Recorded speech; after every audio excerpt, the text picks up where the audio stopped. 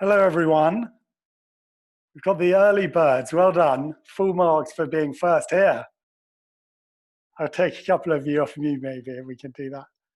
Hello, Catherine. How are you? Hello. I'm very well. Nice to see you.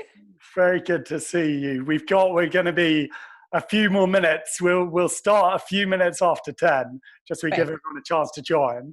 But so do make a cup of tea or coffee. I have my famous at Bridebook, even travel with me, my super-sized cup of tea. That's not perspective. That is how big it is. Marvelous. How are you? Well, we're doing all right, thank you, except we're a bit depressed that there are no weddings. I know. Same. I'm as you see, I'm in Hedsor House, and yeah. we're the same at the moment. So on hold. But thank God for furlough. Yeah, but we'll talk about lots of this in a minute. It's all I can Sadly, a lot of the wedding industry aren't able to furlough because they're having to deal with all the postponements. So big teams are busier than ever, rather than rest of hospitality is sort of quieter than ever. But yeah. Here we go. What I was going to ask everyone. So we know who's who and things like that. It might be nice to sort of network afterwards as well. In the chat, you might have seen Rachel's just written something, but in there, if you click chat, it's probably flashing up at the bottom of the screen. It'd be great if you could write your venue name and county. It's nice to know who's in here. Hello, Daniela. Can you give us a wave? Try and spot you.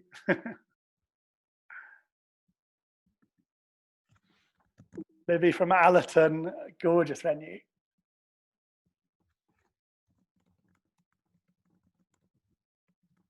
There we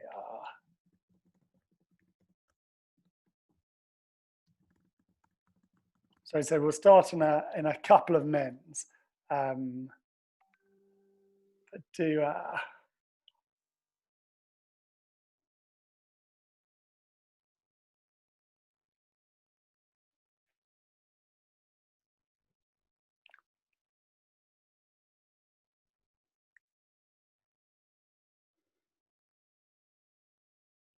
Amazing. Look at these gorgeous venues. Hello, David and Joe. Winter's lovely to see you, babe. We've got Sarah and Emily, lovely.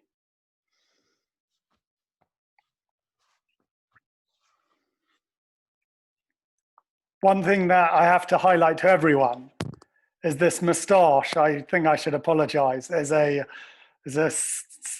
My wife calls it one of the worst things about coronavirus, but it's been a legacy from lockdown. My wife can't believe I didn't shave it for this important meeting, but it's living on.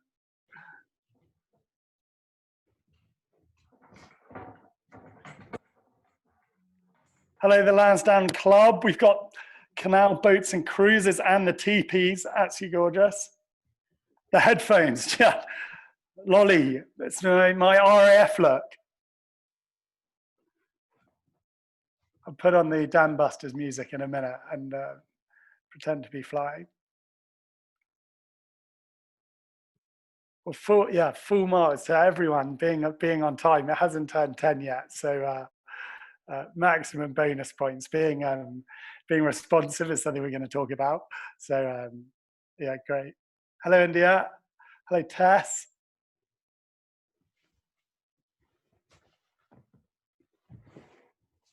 So I was saying, so we'll probably start in 2 minutes, so we give everyone a chance to join. So if you want to quickly make a cup of tea or grab a drink or anything like that, grab a notebook. One of the things I highly encourage, actually I meant to say now, is do log into your Bridebook account, because we might, if we have time, jump over to live demonstrate a few things. We're going to talk through several new features, but if you're logged into your account, you might be able to do it live, and it'll be a lot more effective. If you're having any issues, email masterclass@bridebook.co.uk, and the team will ready to go to respond to anything, help people out if you're having any issues. Thanks everyone. As I said, if you're just joining, do type your venue name and county in, and actually, yeah, it'd be lovely. Put your name, your venue name, and your county in, and then nice to see who's here. And one of the things we've been hugely encouraging is lovely to see everyone working together a lot more in these times. So hopefully you see some venues you know, and you can message them directly as well. But it's definitely a time to be working together, and we highly, highly encourage that.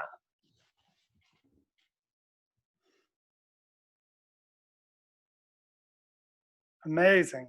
Absolutely fantastic seeing everyone. Hello, Kyle. Hello, Scarlett. Hello, Nikki.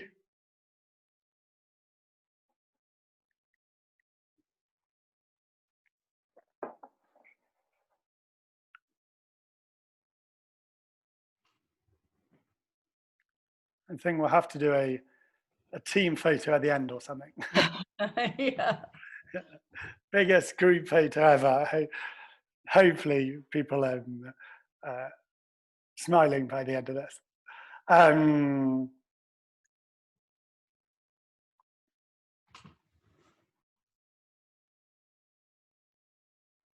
Here we are. Will from the Bridebook team. I'm sure lots of you know him. Beth's here. We've got lots of Bridebook members on, which is great. Alex from Launders Hall. Okay, so I think we'll do a sort of, let me get my screen sharing and I'll hide that. But if you haven't written in your name and your venue, do write it in if you get the chance. I'm just going to share my screen. Here we go.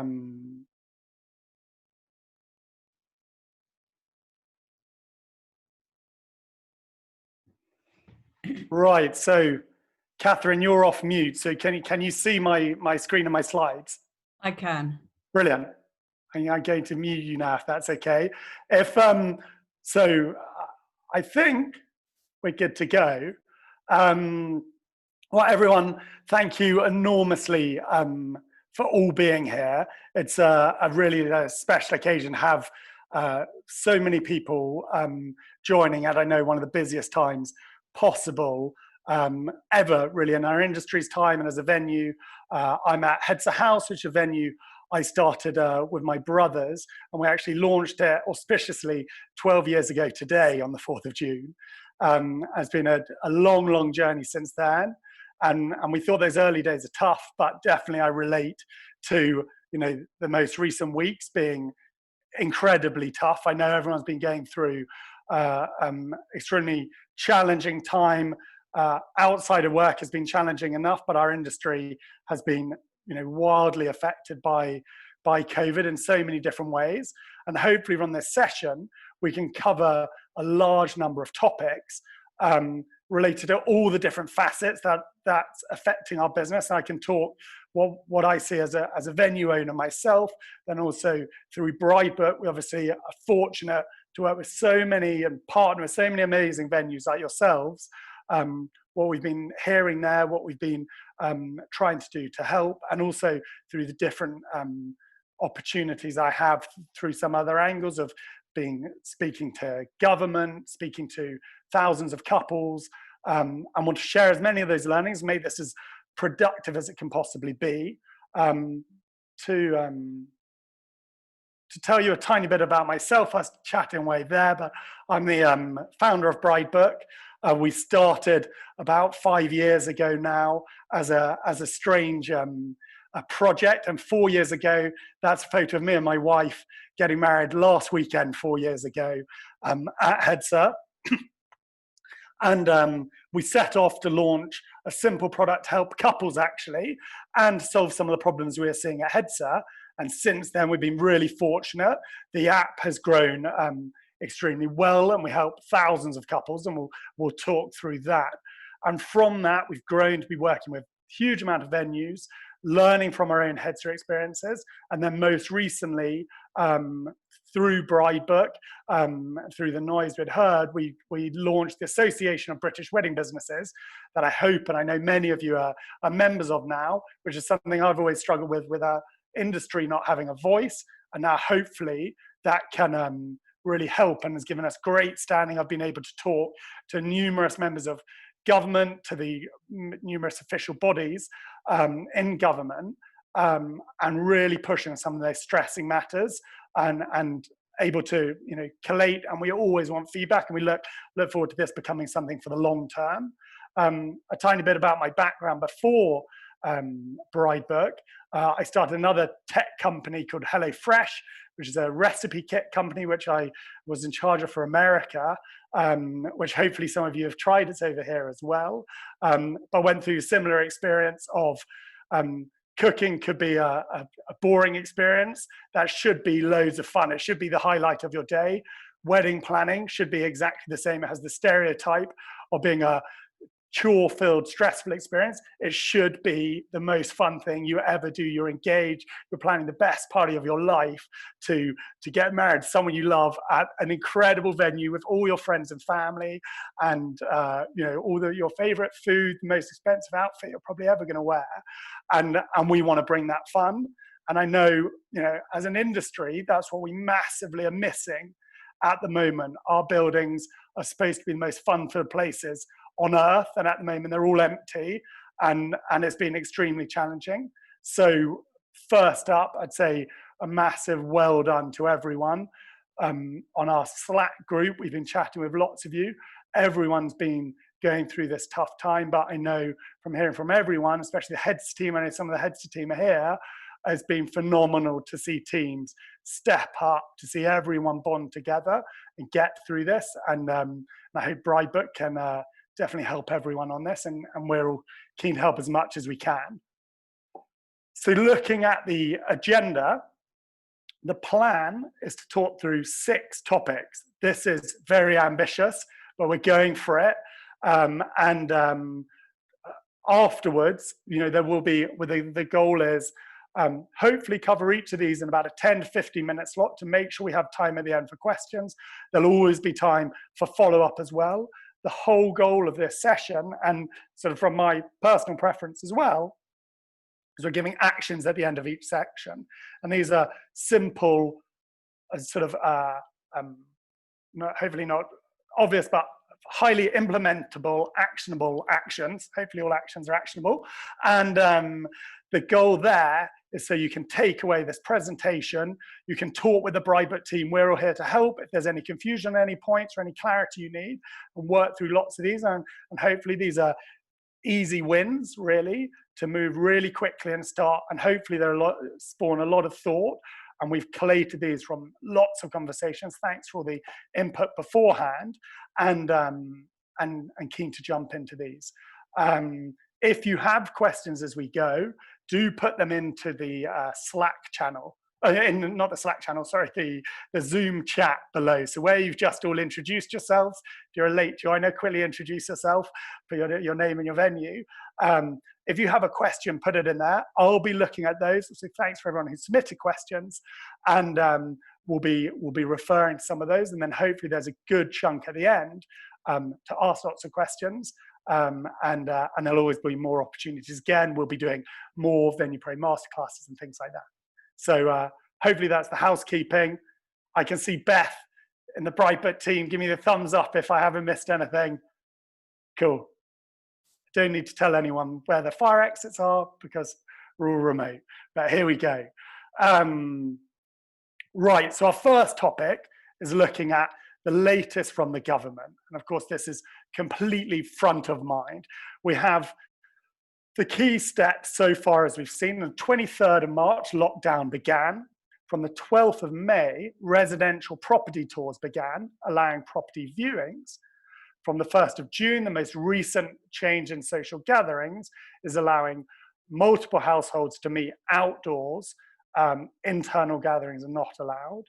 And the plan is for the 4th of July is a key date where some hospitality is going to be allowed. That's the latest official guidance. The key thing to look at this splits into 2 main challenges. This sets for our business, and we're going to look at both of these today. So the first challenge is acquiring new business. So all our venues are closed at the moment. In-person viewings are not officially permitted yet. And couples have a lot of, there's a lot of nervousness in new couples.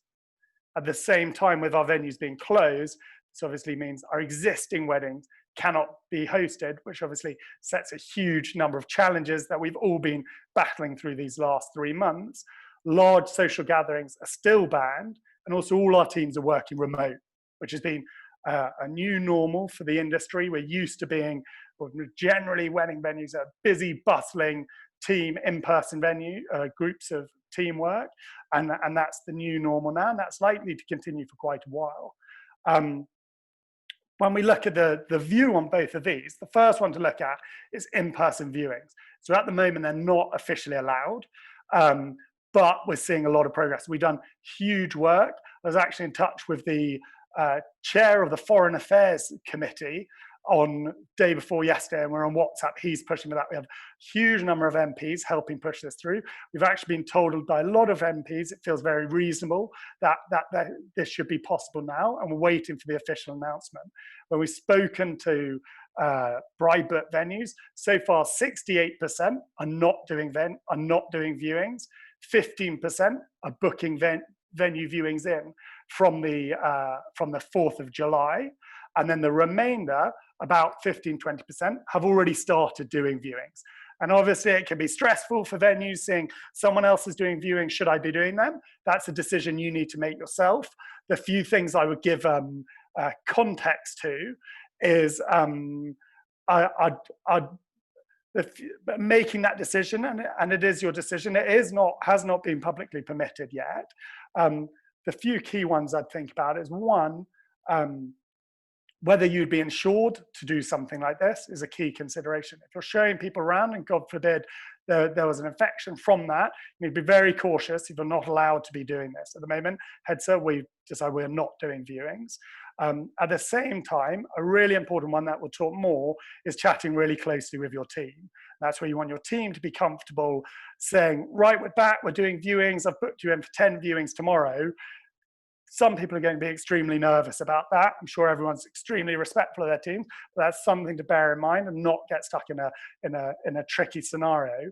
One of the things I'm going to recommend numerous times is what we'd recommend in a lot of scenarios, and we actually have some great investors in Bridebook. One of them was the first investor in Pinterest. Another was the head of strategy at Microsoft, who advises us on lots of stuff. But things they've highly encouraged for our own company that I think is very relevant for everyone else is move slowly. Let other people go first. Unless you have a real incentive to be first out the blocks, there's actually a huge second mover advantage in lots of scenarios. As we've seen people doing broad brush moves on refund policies and things like that they then had to change because they're very reactive. That's what I'd be extremely cautious of, because backtracking these scenarios can be extremely challenging. We'll talk about this. We do expect viewings to be allowed very shortly. We actually have a lot of pressure. We've done a big push by the ABWB. We've written to over 100 MPs were written to by the members of the ABWB. We had really positive results, and now we're actually waiting for that announcement. We're actually, and this isn't confirmed, but we'd be highly confident venue viewings will be allowed from the 4th of July, which is obviously in a month's time today, actually. Now we're waiting to see, can that be announced sooner? It feels like a really easy win for the government. It's been told it's extremely logical. It's very similar. We could follow the same protocols as the property industry, but we just need that official announcement to say we're happy for this to proceed at a government level. So that's the latest on that. And hopefully very shortly, we'll be updating on that. On social gatherings and weddings, hosting weddings, this is obviously equally impactful. Most recently, it's been more impactful. We all should be busy hosting weddings at the moment, and sadly we can't, and this obviously has a huge knock-on implications. What we see at the moment is from the 4th of July, the plan is for small weddings to be allowed. Of course, we're all annoyed or frustrated at not knowing what the word small means, and that's what we're waiting to see. In my opinion, what's most likely is either in July or moving into August, most likely in August, weddings in the range of something like up to 30 people, I think conservatively will be likely to be allowed. It's wait and see. It all depends. As we know, the government reviews it every 3 weeks. To give everyone some optimism, as of Saturday in Poland, so in 2 days' time, weddings up to 150 are allowed. And probably the government's following the similar advice I've just been mentioning, where, of course, we've been the worst affected, or one of the worst affected in Europe, but we'll be taking other countries' leads. And those other countries that are starting weddings, being the forerunner, you know, Germany and Portugal, these countries are far ahead. Seeing what they're able to do is the most likely bellwether of what's going to be able to happen for our industry. Hopefully, much larger numbers are going to be allowed. Hopefully, the weather's great and outdoor, you know, we're aligned for, we're enabled to do more outdoor occasions or larger numbers outdoor, and there's some possibilities there that we'll talk about further. Indoor is the current challenge, but that'd be the latest. On our Slack group and the ABWB, we're announcing as regularly as we possibly can updates there, and we'll talk about both of these in further detail. The two recommendations I've just said from here is, I know the majority of you are, but if you're not joining the ABWB, it's free to join. It gives us a voice. We really want everyone's support and really appreciate it, and look forward to that being long lasting and doing some great impacts for the industry as a whole. And then at the same time, as a more reactive, more helpful place, and a big thank you to all the members of the Slack group, because it's been so helpful to so many people, and everyone's been incredibly collaborative. And this isn't something that's been you know, usual in our industry before this, but join the Slack group. There's a link when I send around the presentation, or just email the team and we'll get you into it. It's venues only, and we're all working incredibly hard to help each other on all these challenges. So I'll pause there for a moment. If there's any key question, I'll have a quick look at the questions that, if anyone wants to submit a question on that, we're going to cover a lot more in a moment. But if there's something anyone...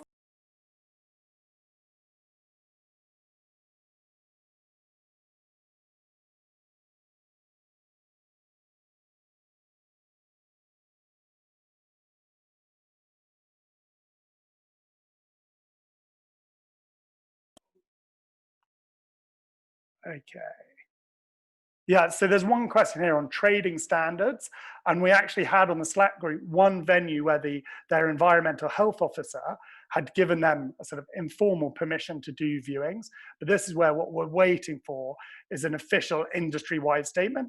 And also, if we're not getting that, and this is something we're asking the government whether we'll ever get a statement on venue viewings, that's whereas the ABWB most likely will announce when we're comfortable and confident with it going ahead, if we feel that announcement's never going to come. So hopefully that gives some clarity. The Welsh situation, so the key piece I've been talking to have been focused on England as the key dates. Those dates I was talking to, the 4th of July, Scotland, Wales and Northern Ireland are obviously different. They're following similar patterns. You'll see Northern Ireland's further ahead. And again, it's probably a good bellwether to keep an eye on what's most likely.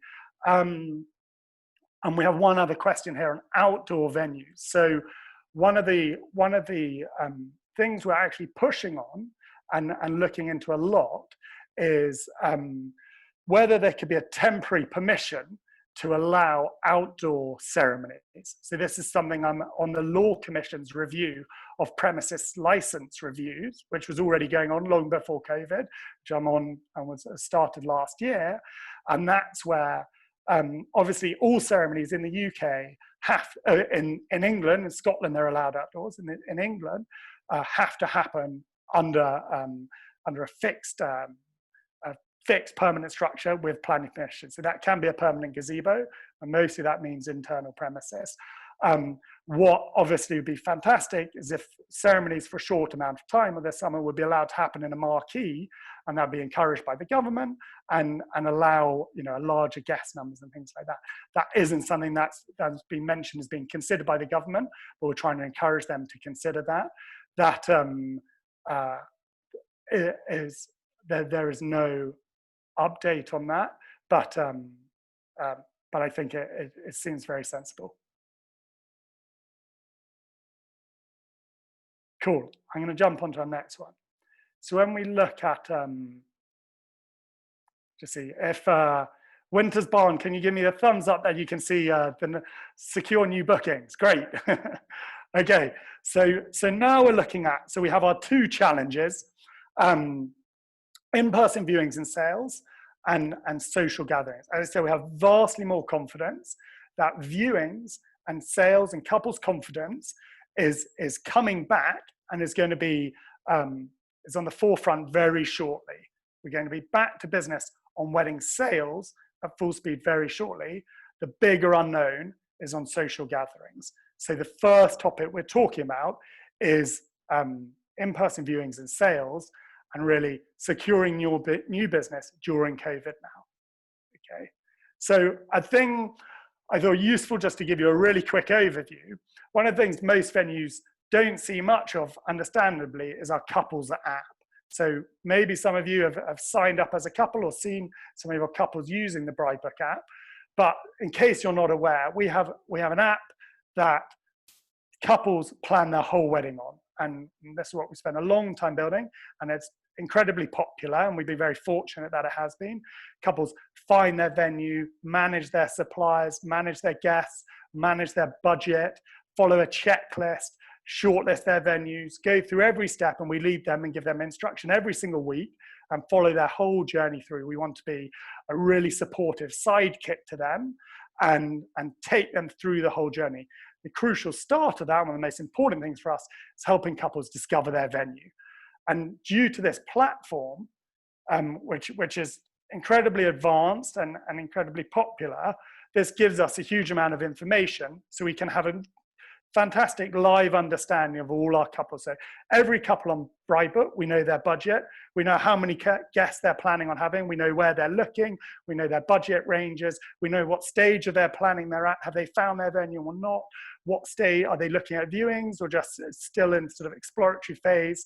And that gives us a lot of data that helps us market your venues and helps us inform us on our algorithms recommending the right venues and things like that. Maybe just to show off, we have a great feedback on our couples app. We're the top app in the App Store. We've been featured 5 times by Apple. We were chosen as one of their favorite apps the whole of last year. And from this, with this engagement, we actually see a lot of couples. So actually now the majority of couples in the UK are using Bridebook to help plan their wedding. So at the moment we have, and this is the live number as of yesterday, 247,306 live weddings on Bridebook. Okay, and we can see all of these. They're about there's a similar number of weddings per year in the UK. We don't have them all because the number that spreads out further beyond a year's time horizon, because the average couple gets engaged, has a 20-month engagement, and the average venue is booked 17 months before their wedding. So that's going to be a stat I talk about a bit further. And when we look at our couples on Bridebook, we can see 85,000, and this is yesterday, 85,125 are now looking for a venue. And this is higher than normal because of the 2 key points we've discussed. They haven't been able to do viewings, and they've been nervous and been stalled and unsure of when they're going to be able to host their weddings. What we see is that confidence returning, just like seeing the stock market recovering, just like seeing people becoming much more lax with lockdown rules and things like that. That's consumer confidence returning, and we're seeing that on Bridebook now. So we can see actually our year-on-year inquiry volumes in May for Bridebook are up year-on-year. And all the other months of lockdown, they've been down. So we're seeing this backlog, or this sort of wave coming through of couples who are all getting engaged. 36,000 new couples got engaged and joined us during lockdown. So that wave's coming through, and that's what I'm really, really keen for you all to be ready for. And I want to help you do this. One of the most important things that I really echo to every venue is being ready, is continuing to fill up your calendar for next year. Whilst we've all been wildly busy with postponements, securing new business is bringing new cash into your business, is allowing new suppliers to get new bookings, your existing suppliers, is getting the wheels churning. The last thing you want to be is heading into 2021, having managed all your postponements, but not having new business. So this is something Venue Pro can help you with enormously. That's what it's built for. That's what we want to help you all with. There are 3 key challenges that every venue needs to be super aware of that new couples are facing at the moment. So they're unable to view in person, generally. They're nervous to book, and date availability is becoming more challenging due to all the postponements from this year. So when we look at, and we're going to look at each of these, with Bridebook, we've given a lot of thoughts and built tools to help with all of these. So virtual tours is actually something we've been doing for 2 years at Hedsor, and we have great experience of this. I'm in the main house here. We actually have some old stables where we have a big touchscreen TV where couples can come and do virtual viewings when a wedding is on and they're not able to come in the house. And we've been doing that for years. It's been incredibly successful.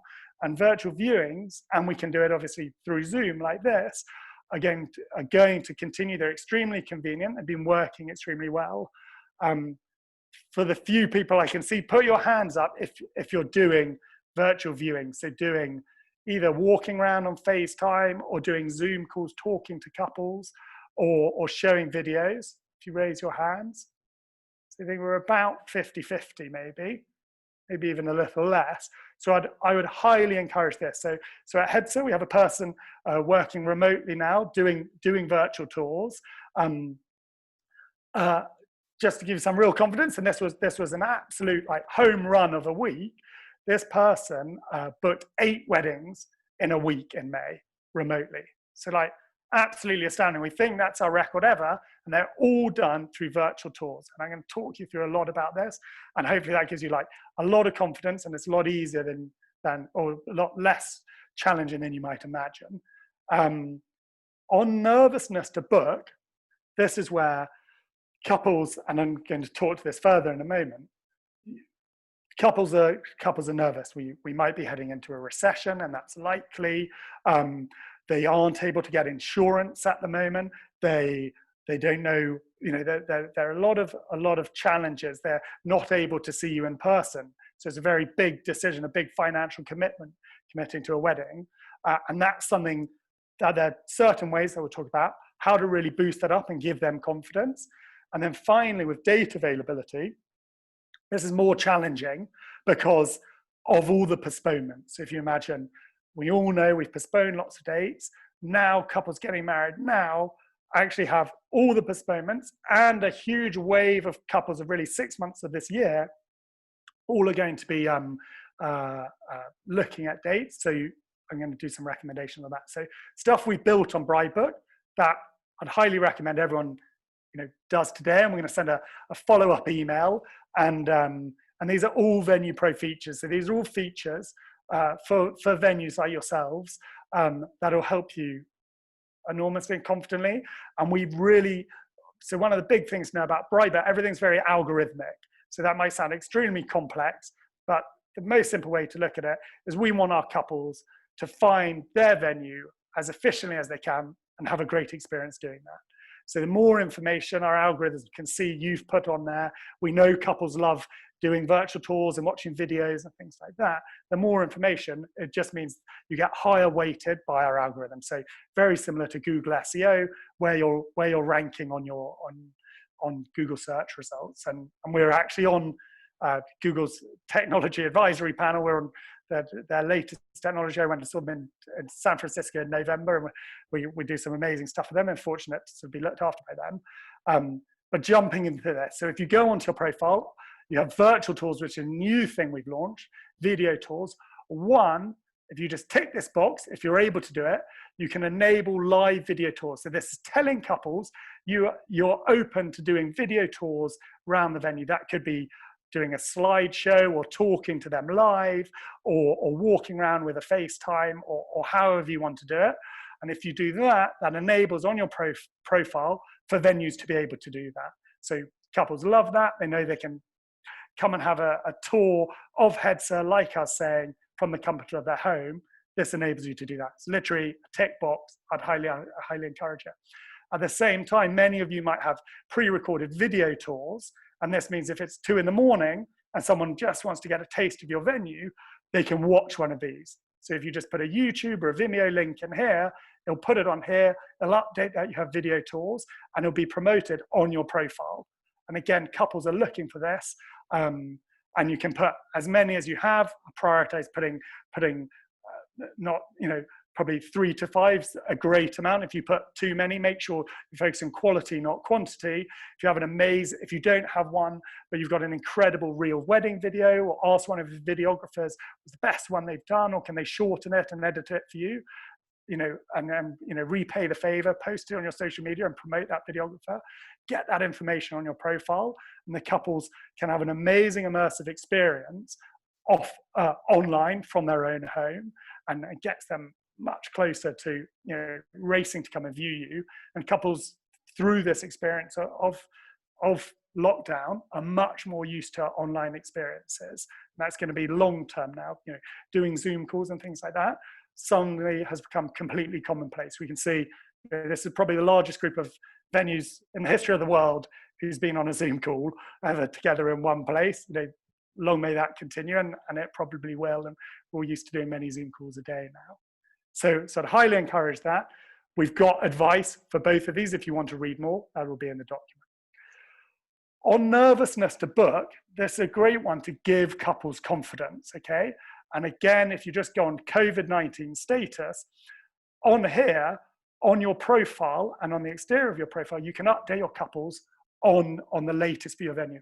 Are you offering live, are you offering virtual tours? Are you able to book, are you doing viewings from the 4th of July? Keep couples up to date. If you go on the Bridebook app, I can try and show you on my phone, but a big thing we show that all the couples is look out for the COVID updates, and you'll see venues, and I'll show you a couple of examples now, but that works incredibly well. It shows you're up to speed. It shows your team's operating, shows you're a responsive venue. That's what couples want to see. That's what gives them confidence, saying, great, these guys are on top of it, and do it with that positive attitude. Then a really great one, and timing for this is probably the best ever, is to build up your reviews. So there's nothing more powerful to a couple than seeing great reviews, and it's one of your biggest marketing assets you're probably sitting on and not exploiting, okay? And I'm not maximizing, but I do think it's exploiting. Emailing all your previous couples, who I'm sure love you all, and saying, please, can you help us out and write us a review? You'll have a queue. I'm sure you have loads of thank you emails that you can upload onto Bridebook as testimonials. If you just go on testimonials here, you can update all of this. These will show on your profile. The more recent they are, the better. It shows the count. It's just showing confidence. You can add photos with all of them. If I'm nervous about booking, I know Hedsor, we'll look at Hedsor's profile at the moment, and shout out to the Hedsor team, and I know they get a bit of a push from me sometimes. So keep getting our reviews in. One, it enormously helps with the Bridebook algorithm. It's showing your profiles up to date. One, it helps with your position in our search results then, but it enormously helps couples. We've got a stat here, 68% of couples prioritize online reviews over family recommendations. If you imagine the whole world's gone in that direction, you spend far less time asking friends what restaurant do they recommend, or what hotel do they recommend. That's for a site like TripAdvisor, love it or hate it. That's where people are looking now. If you're having a tough time on TripAdvisor, it's highly impactful to your business. Get those reviews in. You plan, put in all this work, get it. Also on Bridebook, you can get reviews from suppliers, and these are incredibly powerful as well. If you ask a photographer, what's the best venue? Tell me why this venue is amazing. That, they have a very considered opinion. They will have seen potentially 100 venues in their time, and can give a great answer.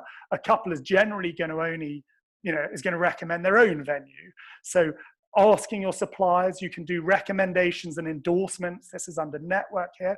They can also write you reviews, and they're equally powerful, and it's a lovely way to return the favor as well. And if you have a recommendation or preferred list, give that back. But it's a winning opportunity. One post on your social media, there's a link, bridebook.co.uk/reviews. Couples can just fill in reviews really easily, put that on your social media and email all your previous couples and your suppliers.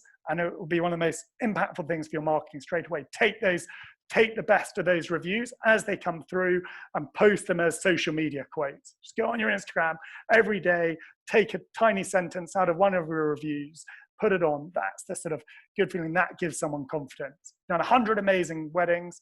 I know you're going to do a great job of mine, and boost that confidence enormously.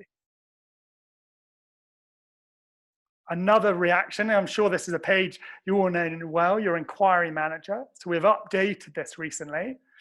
And this is where you'll see in here, you can now tag an owner to help with remote working. So if you add different members of your team, which I'd highly encourage, you can now say, Danielle, you're taking that one, I'll take this one. You can also add notes into inquiries, upload photos, all of that, so you can stay on top of inquiries. And the main reason this is so important is to be really responsive. So now what we've actually seen on Bridebook is the average response time of venues for inquiries has gone whizzing up. Because whilst everyone's been busy with postponements, inquiry volumes have dropped, the team has more time, and people have been working more and been more hours. So it's actually a very competitive market. So now, I just highly encourage responding really quickly. Really helps. It's one of the main measures of our algorithm on Bridebook. It is also one of the biggest components in whether a couple books your venue. So there's a great, if you message us, I send it around, a Harvard Business study, a Harvard Business Review study of response times and how effective it is to business. Responding, I think it's more than, I have to send the exact one, I think it's more than 10 hours after an inquiry, reduces your chance of getting a booking by something like 70%.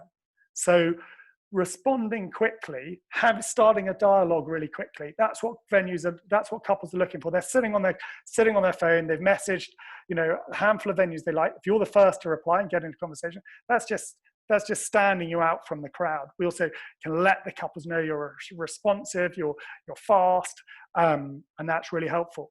So, and we show you those metrics on Bridebook. You go into your profile performance, and something else I'll show you in a moment.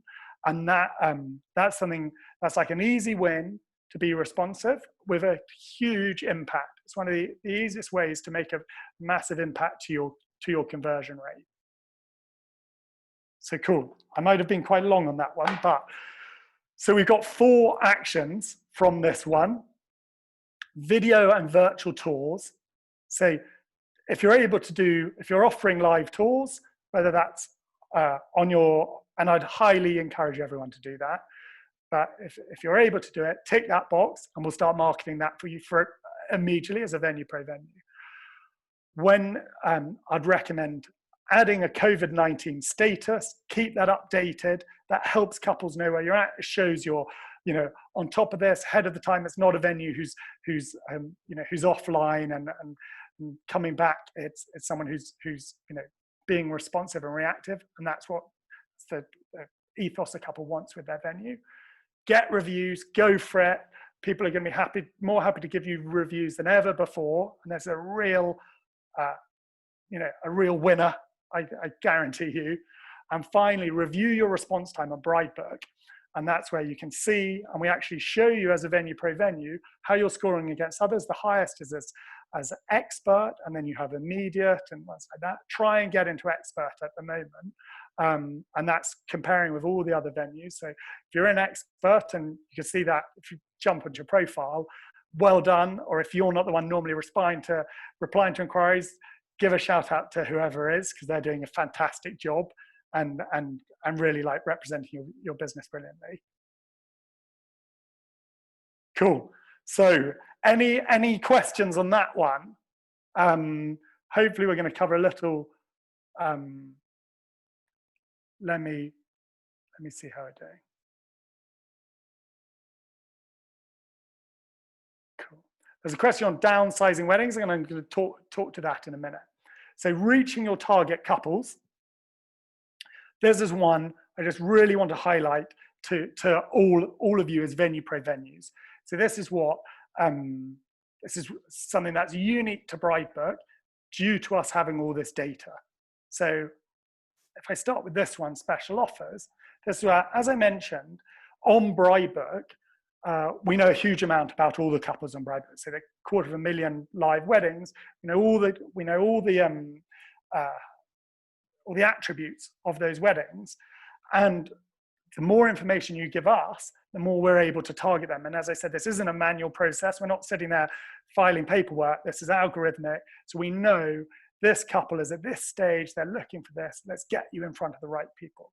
So as all Venue Pro members, you can promote special offers. I'd highly encourage this.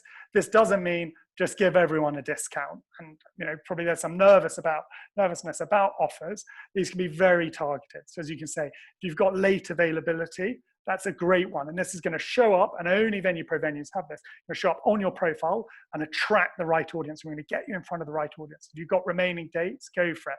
With seasonality, if you have a winter offer, go for that midweek offers and a custom offer. And we'll talk about this a bit more. This is where you might want to think about COVID, where you're saying for smaller weddings, we're offering this, or for weddings that book in the next month, weddings that book with on a virtual show round, get something via a virtual show round, get something special. That doesn't need to be a ginormous discount. It can be some champagne. You can be creative, and I'll talk through a few, but would really recommend that. As you can see, this goes up on your profile. It has a timeline. It also goes on the exterior of your profile, and only Venue Pro venues get this. So we're drawing, that's our goal. We want, our goal is for you guys to be as successful as we can possibly make you and help you as much as we can, and that's what all of this is built for.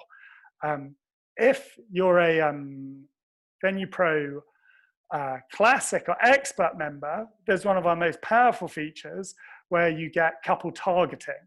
So this is where you can say, you'll see this unlocked if it's gray and yellow if it's locked for you. This is where you can say, I want to be put in front of this audience. I want couples with this budget who are looking to get married at this time of year and getting married on this day of the week. And when all couples join us, we know their preferences of date and we know what they're looking for. And that's how we can then promote you. We have venue recommendation algorithms you'll see on the couples app. We're recommending you based on their preferences. And we want this to be as effective as possible. That's the whole goal. The more information, if you haven't filled this in, you're just missing out. Again, it takes a minute. The more information we get from you, the more we can help you target. This is unique to us. We're the only, it's due to having a great platform that covers couples and venues. We're able to do this. And constantly these algorithms they're self-learning and improving. So the more information you can put in, the more we can help you. Hopefully that makes sense. And then finally, again on algorithms, something all Venue Pro venues have. I might have to, Beth, you let me know. So I don't know if Venue Pro Lite members have this at the moment, but this is something we've just launched, which is your couples. So you can now see all your couples who are on Bridebook and their status in their wedding planning. So if we went on here, lights do have it. So you'll be able to see every couple who are planning their wedding through Bridebook and see their status. So this is not only covered up, but we'd see what stage Sarah and Jamie are at in their planning, even if you haven't added them. So this is where they're saying, great, I'm getting married at Hedsor House. You can see your progress. This helps you stay on top of everything. I could show you Hedsor's one maybe in a moment. And this will show you all your couples, what stages they're at. This helps you relate to them. One of the most important things is by telling us, by marking your inquiries as booked, our algorithms know we're successfully matching you with the right people. So when we see, right, this is working, get me in front of more people like this, so we can see all these couples who booked Hedsor, what attributes they have similarly, and then we can recommend them through the algorithms. The same encourage your couples, and it's either the couple can mark you, or you can, if you both mark it, that's the best. You see them ticking off here. And that first one, you see them both ticked off, I think, but it's probably a bit small. That's going to help. So in your inquiry manager, when you have an inquiry, you mark it as booked. They're going to then appear in your couples. If they've added their photo, you'll see their photo of the couple. You can chase the couples to add them. It's only launched a week ago, and we'll be optimizing and putting more in here. It's a very helpful feature. This is what they see on their Bridebook. They say, this is my venue, I booked Hedsor, this is their notes, this is when they're visiting. They can add their quote in, and even then that updates their budget, and we're keeping on track on all their finances. And that data then helps us match people with a similar budget. So that might sound complex, but when you look at it over this, it's very simple. And you see that's combining the two, and this is what we want to be. You can end up having, keeping an eye on your couples, giving them much better customer support, and working really collaboratively with them, especially in these sort of more challenging times. So we looked at here 3 quick actions. 1, update your couple targeting.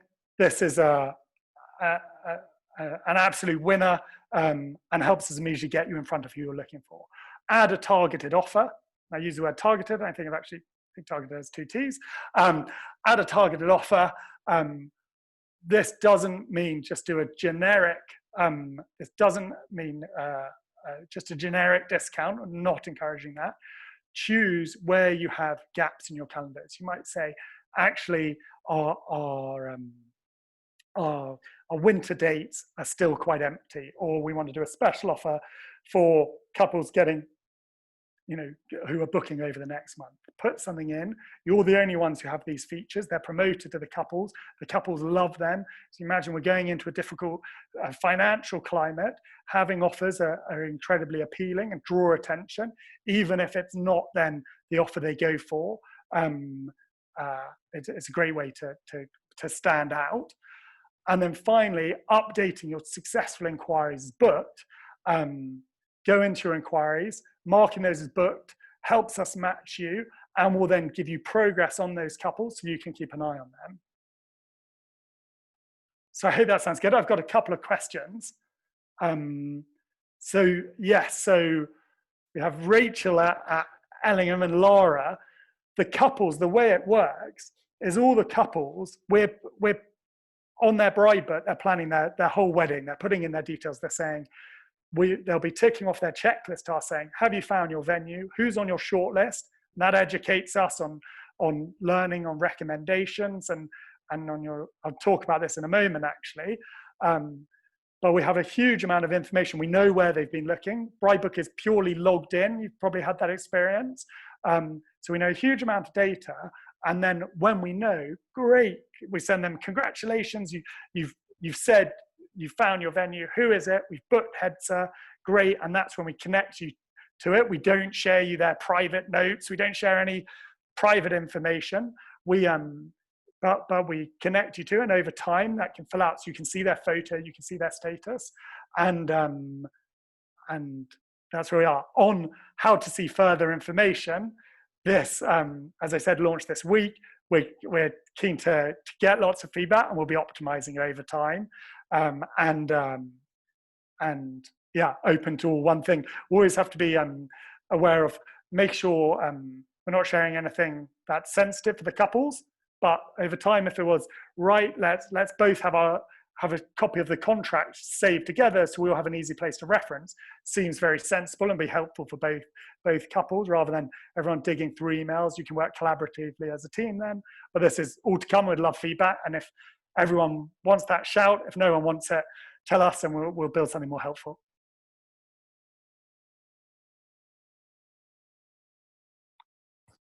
Cool. So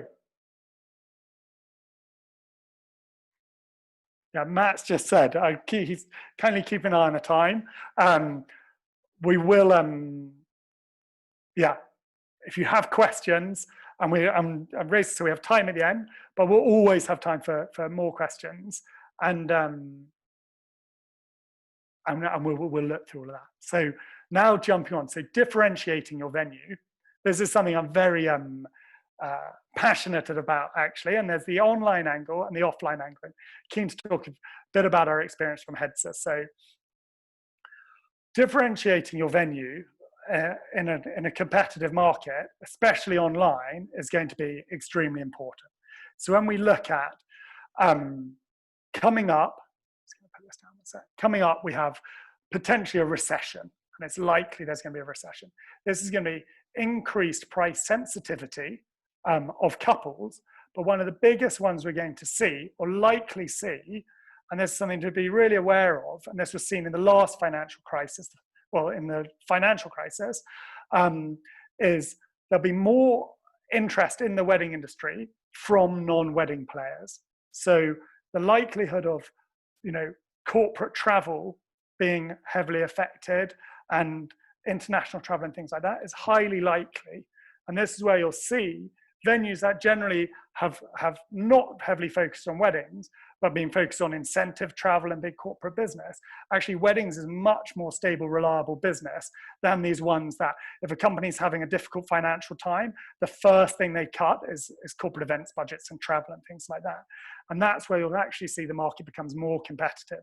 So in the 2008, 2009, that's how Hedsor was founded. So we launched as a corporate events venue in 2008 in June, as I was saying, and then the whole industry had dried up, and that's why we went into weddings. So we're a case study exactly of that, and the big hotels and things like that have to chase after another revenue stream. Weddings is a reliable one. Obviously, when there's lockdown, it's a challenge, but that's where there's going to be noise. And keen everyone's aware of that. At the same time, we're moving to a much more digital focused world, as we've seen. Reduced viewings, viewings are more challenging, travel's more challenging. We've moved to an increased online world where couples are spending much more time on their phones. They're getting used to the convenience of online, of doing Zoom calls. Everyone's getting used to that.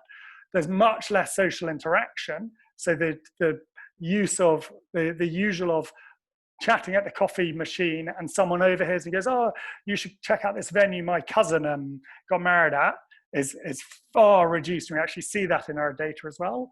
And a faster response is being expected, as we said, because as we've seen, there's a quicker response time at the moment. And then finally, we're in a nervous environment. And that's where people are very cautious. The press, as we'll talk about, has been very difficult. And that's where building trust and relationships is more important than ever, okay? And there's some real opportunities to do this that really, hope I can help you with. So first up, standing out online as a venue pro venue, we've done everything we possibly can to help you do this, okay? And I can talk through some examples on this. This is Hedsor's profile that I actually put, that it made sure was looking as good as it possibly could last night. But here we are. So we have features that you have. We have our COVID update. We have a Bridebook deal available. We're showing we have video tours available. We have a fantastic number of reviews, and they're all 5-star. We have all our details. One of the most important one, and I highly, highly encourage this for so many different directions, is we show our pricing. And this is something our industry, I strongly, really strongly believe one of the main reasons the industry has a reputation of potentially overcharging and if you say the word wedding, everyone doubles their prices and things like that, which is so unhelpful to our industry, is because there's been a history of untransparent pricing. And people nervous, if I show my pricing, it's going to scare people away. All the data we see from Bridebook is showing your prices is extremely helpful. If you're afraid to show your pricing, you've probably done your pricing structure wrong. Make sure it caters to everyone. As you can see, Hedsor, we've got a huge range here from £5,000 to £15,000. make sure you're catering to everyone, so there's an option for everyone, but be transparent. If you just say price and application, already people are nervous, yeah? And everyone's heard a story, oh, my friend found out, they double the price because of this or that.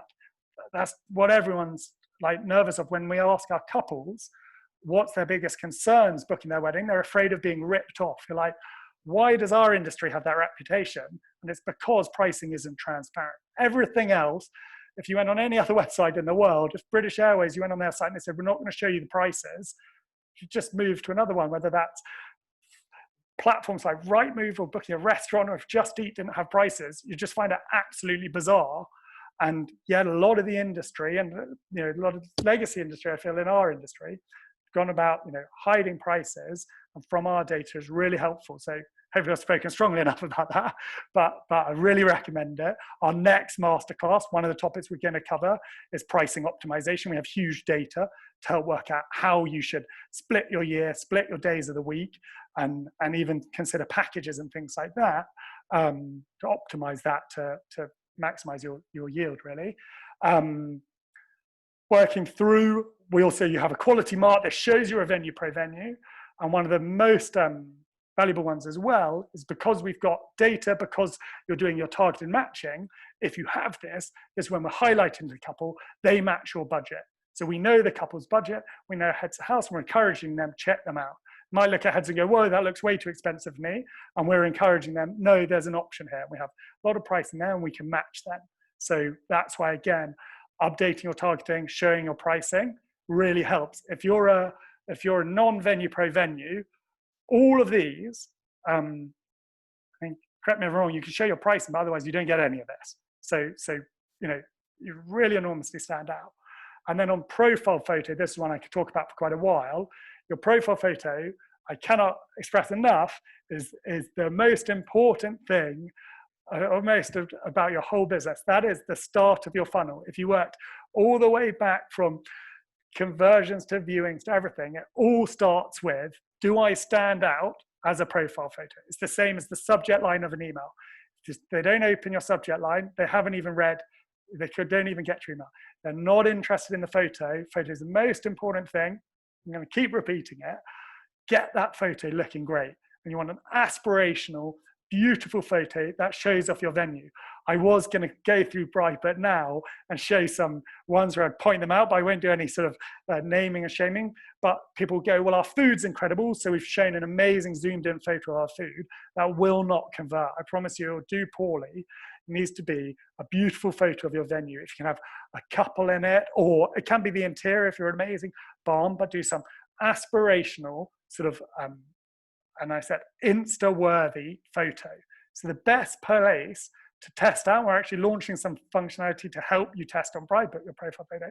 The easiest way to test is, if you've got a few options, put them on your Instagram a few days apart. I'm sure everyone has Instagram, and see which one does best. Easiest way to test your photo. The photo you're currently doing, no one engages with, you don't get any likes, don't have that as your profile photo. It's very easy. You can test a photo every day for a week, and that is the start of your funnel, driving people through to your profile. We've tested this. Hedsor, this photo does extremely well. It's beautiful. It's sunny. It's aspirational. Has a good contrast, so it stands out. If this was a cloudy photo, it could significantly affect our business. And then choose. You'll see you get a carousel of photos. These you can swipe through on the exterior as a couple. You swipe through 3 photos. Make sure those 3 are the best 3 possible. Imagine and are almost selling a bit of your story, a bit of your personality. So for Hedsor, I can't swipe on this, but you have that great photo, and this should be for your website as well. If you go on Hedsor's website, you can go on our homepage. We have a beautiful photo. Then the next photo will be an amazing interior shot. The next will be our beautiful bridal suite. The next is actually our Highland cow, which is showing a bit of fun and personality. Think how you can show that off. If you just do 3 identical exterior photos, someone's probably going to get bored and jump to the next one. People are used to scrolling on their phones, Instagram, short attention spans. We want to be like, bam. So go on. I'm going to set you a challenge in the actions. Go on Bridebook. Go on your county. I'll give you a link. and look at your campaign and be like, you have to, make sure you're in the top 20% of the photos. If you were looking, make sure you be clicking your one. If you need to get your photo, we actually help enhance the photos a tiny bit to maximize their vibrancy. But if your photo's a bit plain, you can even put an Instagram filter on it and then upload it again. But I recommend just finding a great one. Every venue, we're all lucky to have professional photography. Find the lots of it. Find the best one you can. And now this is a great feature that's actually for expert members who are on here, and this is market insights. So again, from all the data we have from all our couple side and also our venue side, as an expert venue, we can help you see, for our expert venues, and I know you use this a lot, you can see how you're comparing to other venues and which ones you're most often being compared to. So this could be your competitive set. We're seeing of couples who are looking at Hedsor, who are they going off and shortlisting as well? And then also seeing how are you comparing to their response time? Are you doing quick? Well done, Hedsor, we're at 100%. How are we doing on our search position? And then also how are we doing on our profile score? So our profile score is how the algorithm judges our profile. So if we look here, well done, Hedsor, and updated last night. We've gone into, and we get access to that because we're an expert, Venue Pro expert. This is the scoring's called expert as well. This allows you to know where you're at. This is showing the response score. If you're being slow, this highly affects your business. What it also shows is your budget insights. And I believe all venues actually get access to this. On Venue Pro, only experts get access to this. This is showing which audience we're reaching. So Hedsor is a high-end venue. We want to be reaching couples above 20 grand. As you saw on our couple targeting, we targeted that audience. But we also have a range where our prices go down to 5 grand for venue hire. So we don't want to exclusively hit over 20 grand budget. So this is our split. If for some reason all of this was red and we're hitting the 5 to 10 grand audience, we know something with our marketing is going wrong. And we're reaching the wrong audience. And that could be, we've set our couple targeting wrong. We've got a few things wrong. If that's going on, talk with the Bridebook team. We can help you to make sure you're getting in front of the right audience. And hopefully that's very helpful. And now something new. Drum roll. I'm the only one talking, but I'll assume you're all cheering and whacking pans and getting excited. Oh my God, I can hear the roar from here. And drum roll, this is something that's launching tonight. So there's world premiere, hopefully tonight, but in the next, very, very shortly. But I don't want to completely overcommit, but it's planned for tonight, is the Venue Pro dashboard. So this is going live, and this is going to really help you manage your business. So this is a dashboard to give you a whole business overview. This is showing your latest inquiries. This is showing your profile statistics. This is showing how your reviews are going. This is your search position on Bridebook and how it's changing, how it's affected by Venue Pro, how, what differential you're getting by being on Venue Pro. We're showing you your inquiries, how that's moving over time, your lead sources, what are couples looking at on your profile? Are they coming, going off to your website? Are they contacting you directly or giving you a phone call? As Lara's question actually was on the data, on your data insights, we start showing your funnel conversions. So saying, how is the journey working from when we get our inquiries, how many are actually getting into conversation with? All of this is fed by your inquiry manager, updating that. How many are we getting to show rounds? How many getting to bookings? It's going to really educate you on how your business is going. If you suddenly saw this was a massive drop off and we're not getting anyone to show rounds, that's like a great one to really consider. What is it? Well, let's really go for virtual viewings. We're very data driven at Hedsor. That's what taught us to do virtual viewings. We said, well, we haven't done any viewings because we've been sort of really busy over summer. We can't get the couples in, and that then obviously affects our bookings and creates real problems for us. And that's what triggered us to set up our sort of virtual viewing studio, which is still in person. and get that number up. So it's going to educate you on all those journeys. You're going to also get live industry stats. So this is going to tell you currently what data couples looking at. We can see that live on Bridebook. So we know the average couple books 17 months out, but that's actually extending due to COVID. So we're seeing more couples booking further out because the ones that would normally do a short lead time are now jumping further out due to their nervousness. What styles they're looking at. This can educate you on what copy should you be writing, what are good words, what are trends. Should you be pushing boho as your big thing? If maybe rustic's more the trend that people are searching for now, and really relating to your audience. And this is showing how who you're reaching through your couple targeting. And we're really excited to launch this. This is the culmination of a ton of stuff. This is what I dreamed about when I was starting Bridebook years ago. Sitting here at Hedsor, I actually, pretty much started in this room. And, 12 years ago, to tell you how far we've come, hopefully, 12 years ago, we didn't have curtains in the house and we still hosted weddings. And we used to charge you your meter readings. So we charge you your gas and electricity for hosting your wedding with us. So we were utterly clueless and, did not know what we were doing. So a long journey being like, well, we need to understand our business. How can we reach the right couples? How can we know if we're doing well or we're slow? Or how can we, push ourselves proactively? That was one of the struggles. The big impetus from when I got married was the year before I got married. We had we had our record May ever, and then we kept our pricing the same. And the May when I got married, the prices stayed the same, and our bookings dropped 70%. We made a loss in May, and we could see this a year out, saying, what's going on? Why? There was no way to react. We could try and do a print advert and hopefully target the right people. We could try and do our own Facebook ads, but we weren't extremely experienced with that, and you're crossing your fingers and, sort of a bit of sort of spray and pray approach. And there was like, well, couldn't there be something? And hopefully this is another step on it, but that's what we've all been about. On Discover Bridebook, it's a checklist to help you make sure you're getting most out of all of this.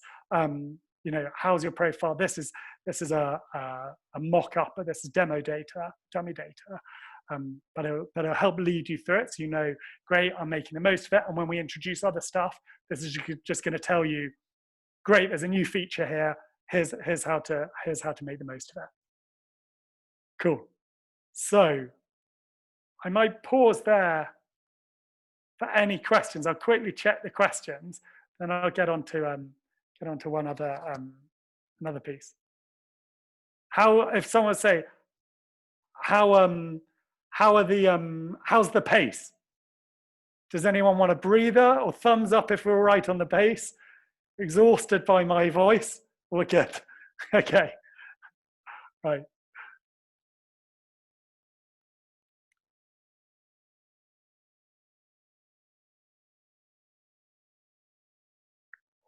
One sec, sorry, I've lost my slides. Okay. Claire at Hampton Manor, can you see the Venue Pro dashboard? Give me the thumbs up if you can. Brilliant. Cool. So whilst obviously we're like hyper focused as a company online as a business, going on to my Hedsor experience, and also especially my HelloFresh experience, which is a tech company but delivering an extremely offline product of recipe kits, cooking meals. I want to give some advice, especially on offline at the moment, differentiating, and hopefully some useful experiences. We've had some from Hedsor, but hopefully are relevant or enormously relevant for everyone. So when we get feedback from couples, we do huge amounts of surveys. We'll have seen our industry report. You can see all these stats in far more detail. The number one thing, which is the most important reason for people choosing their venue, is their staff, okay? Is choosing the team. It is all of you amazing people. That's the number one choice. So building up that rapport, building trust and building a relationship is the number one thing. And in this environment, obviously it's harder than ever. You're not able to have them in person and bringing all their family around and things like that, even in the short term.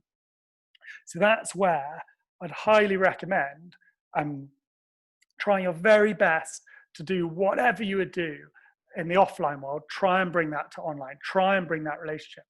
The person who I was saying who does our virtual sales, those virtual tours even, she says, make sure you have a glass of champagne. We're doing our tour. Welcome, congrats. It's like as much fun as it can be. It's as if you've arrived at the house. We've given, even though we're looking at a screen, get that rapport, chat for a bit. Do not turn it into a very like a different approach. Say, right, we're now going into the hall. We're now going into that, and look for these surprise and delight moments. So these are the Highland cattle at Hedsor House. This is little Al and his mother Lily, and just those little moments of uniqueness are what couples are really looking for, and allows you to enormously differentiate, as I said, to maybe the corporate industry pushing into our market.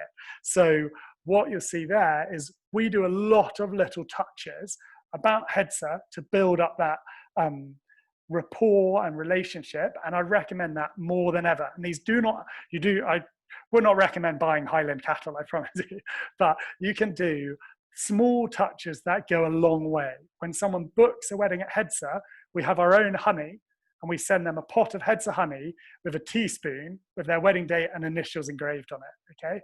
Like a really delightful touch. We've just filmed recently a virtual walk round the gardens of Hedsor whilst it's looking beautiful. I've got a videographer to come over, sent it to a couple. Sorry you can't be here, but relax and watch this. Like small little efforts to build that bridge, especially, people are very nervous about postponed weddings, understandably at the moment, but on the date they were supposed to get married, send them a bunch of flowers if you can, lean into it, contact them, get them excited about when they are going to get married. Think of those little touches that you can do that really stand out. We always say, have your team, encourage your team as much as you possibly can. I'm sure you all do. Act as hosts, not staff. Think of your venue as a home, not a property. Building up that allows you to enormously differentiate. They're big, corporate, as a adjective, so big corporate businesses, that the different level of service, how you can stand out, showing that personality, showing that relationship, and it's fun. It's making the whole journey really great. Look for those opportunities, more important than ever, and sort of spread joy wherever you can. Cool. So action items, we have 3 for online, might have 4, only 3. For online, optimize your profile. As I said, get your tile looking as brilliant as it could. Go on your search result for your county and check you're looking the best of everyone. Understand your competition, understand your market. When you say, often, our couples are going and looking at this venue, get inspired. It's make sure you're, if you're there with hidden pricing, no reviews, it's a untransparent, nervous one. You're just going to make couples nervous. Like be the forerunner on having an amazing, like, immersive online experience. And that's what I recommended there. So those two are combined, and we'll be sending this round afterwards as well. And then offline, as I said, be a host, not staff. Build rapport as much as you possibly can virtually. Go above and beyond. Write down. I'd encourage everyone, if you get 5 minutes over coffee, what opportunities can we surprise and delight people? Even if it's just sending them an email on their wedding day. Is it something you can do better than that? Send them just a touching note. Doing that. One of the really important things is with these postponed couples, you want to keep that relation positive. The last thing we want, and we're going to talk about it in a moment, last thing you want is to be going into your postponed weddings being like, God, everyone's going to be really tricky and they're still disappointed. Rebuild that relationship. Lots of the postponements, the majority have gone positively, but keep working on that. That's what's going to allow, the long months of postponements to go smoothly. If you can send someone a lovely bunch of flowers now, it's vastly better than someone turning up still annoyed on their wedding day because they had to move their date. So look at those touches, and it's lovely. And then this one, my get show round feedback. This is my top tip of all time. Is one thing, and this is true in sort of all aspects of life, but especially, and it's been transformational for Hedsor, is getting feedback. I would say generally what I see is we're not good as an industry on seeking out negative feedback. The vast majority of feedback comes from, 99% of everyone's feedback comes from couples who book them, okay? What the most valuable feedback you can get for getting new bookings is from the couples who didn't book you. Sending a survey to the couples who didn't book you after a show round, went right, and asking them, what happened here? Can I have a moment just to ask you a couple of questions, ideally on the phone call, or send a little survey? We've had this at Hedsor where we have an amazing ballroom, and my mother had chosen the carpet, and we all loved our red and gold carpet, and we were convinced it was brilliant. And then we found out we were losing about 30-40% of our bookings because of the color of the carpet. And all the couples who had booked us, we would ask them and say, yeah, we don't mind the carpet, or we love it. But all the ones we were losing, we'd never spoken to. So seek that feedback, seek negative feedback. Ask all the couples who messaged you, inquired recently, and then you didn't hear from them, even if only a small amount reply, who did you end up booking? Why did you book them, not us? This is going to be giving you the most insightful feedback ever. If you ask a couple, why did you book us? They're going to say all the stuff you're great at, because that's why they booked you. If they tell you, no, I ended up booking these guys because I thought you didn't offer that, it'd be a breakthrough. You just add that line in your marketing. So I really, really encourage that, and we can give advice on that if you need. Cool. Let me see. We're doing all right on time, but I know. Here we go. We're on to a biggie. Any questions on that? Sorry, I can see. I'm going to jump into these. Yeah, here we are. So Rosalind's message, we're inviting couples to come for a picnic on their wedding day. Very popular. And I'm going to talk about examples like this. Oh yeah, please can I send my survey? Very happy to do that. I'll put that into the follow-up. It looks like a couple of people said they might be having difficulty logging into Bridebook at the moment. If you are, quickly message business@bridebook.co.uk and the team will reply to you on this call. I'm waiting for it.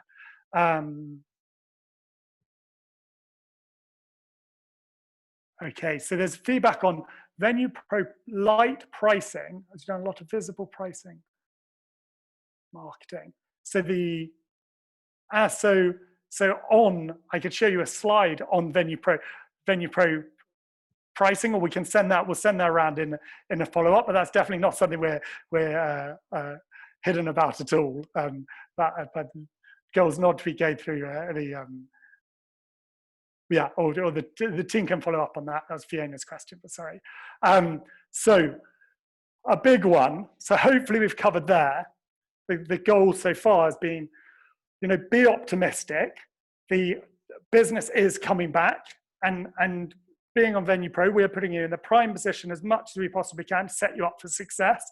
Do all these actions, get ready and start booking new business. This is going to be going to ensure when you're out of the storm, on the other side, you've got new business. Your business can get going. You're getting cash into your company, and your sales team, your marketing team can get fired up.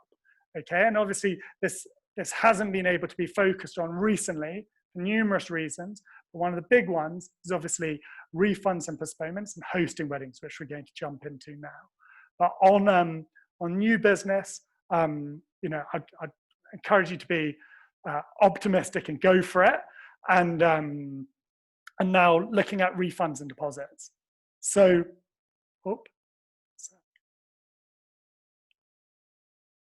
I think one slide's in a different order, but here we go. So dealing with refunds and postponements, the first thing I'd say, so I've been fortunate to talk twice now in person with the CMA the Competition and Markets Authority.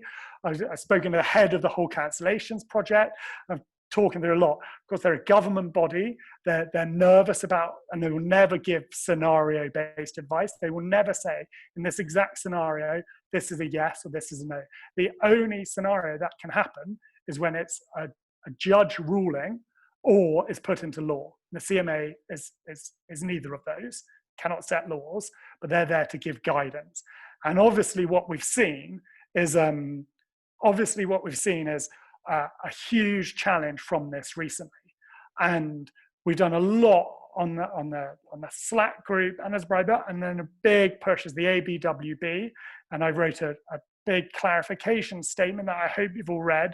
You'll see it on the ABWB, talking about the CMA's advice, which has been taken enormously out of context by the press, been cherry-picked by the press, caused a lot of problems. So hopefully I can give some clarity here. It's always very difficult to give answers. This could be a 1 month conversation about this, and I think it's already been a 2 month conversation. But I think the two core tenets of what you're dealing with, that everything goes back to, it has to be reasonable and it has to be fair, okay? I think we've all heard those words. I'm sure I'm repeating some stuff, but that should be your absolute base. So on the fairness is the maybe easier one to copy. The North Star is venues cannot make increased profits due to a cancellation. So cannot make increased profits. No one, on consumer law and consumer protection, cannot be like, great, they cancelled, we're going to make even more profits than if the wedding took place. That is a no-no, okay? And that's very clear cut. And I think all venues are very aligned with that. Then, on being reasonable, that's obviously a very subjective word, being reasonable. It's something that the only person who could ever actually decide what is reasonable is a judge. But it is not a definitive word. It is not binary. As the CMA's statement clarifies completely, if a service has already been incurred, a cost appropriate to it can be taken. And I phrase that not exactly, so we should look at the exact wording, but that's where if a service has already been provided, that's it. And with a wedding venue, be very confident, and even from talking through examples with them, that they couldn't officially confirm, they had a lot of, from what I spoke to them about, they felt was very reasonable from our, they'll never put their name to anything firmly, but I can tell you that. The analogy I use most, which hopefully is useful, is planning a wedding is not like going to a cinema, okay? And that's where we're often compared to. Planning a wedding is much more like going to court with a legal case.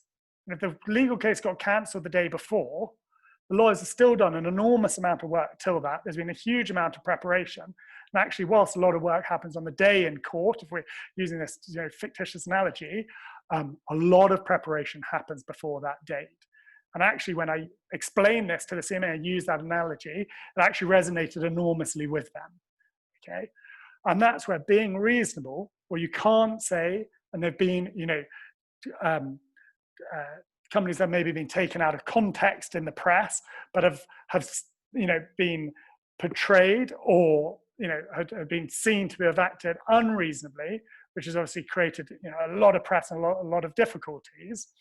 But you can firmly be, you need to be reasonable, and we can talk to some key points on that. So the few points I just say here is giving a big range of alternatives and opportunities of options helps you be reasonable, and keep the dialogue positive is one of the most important things that I recommend. If I just go to the previous slide, the key considerations I'd highlight to everyone. One, the wedding industry has massive lead times. So and I've sent a data file to the CMA of 15,000 current Bridebook weddings. So they have a full data set, and I'm lucky to be giving them all of this information to help educate them. The average lead time of a venue booking is 17 months, okay? I honestly think that's the longest of any industry I think out there. I can't think of much that's longer than that. That is completely different to many other industries we get compared to. At the same time, and I've shared this data in a few places and in the ABWB comment, less than 1% of weddings are booked with less than a 3-month notice period. So if a wedding is cancelled with less than 3 months notice, there's less than a 1% chance the next couple who's booking a wedding with you is going to take it. Okay, as under the CMA, you are allowed to make your profits, your normal profits. If so, the standard profits. What you're not allowed to make super normal profits, is in profits above what you would have made. Okay, so great, you made a saving, or not even great, you've made a saving because you didn't hire your security guard for the evening. That was a decision the week before. You're going to save the money. The couple should be getting a refund because their wedding's not going ahead, and the other direct costs.